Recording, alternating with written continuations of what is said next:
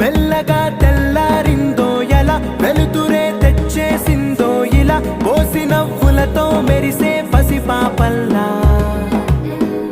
చేదతో బావులలో గలగల చెరువులో బాతుల ఈతల కళ చేదుగా ఉన్న వేపను నమిలే వేళ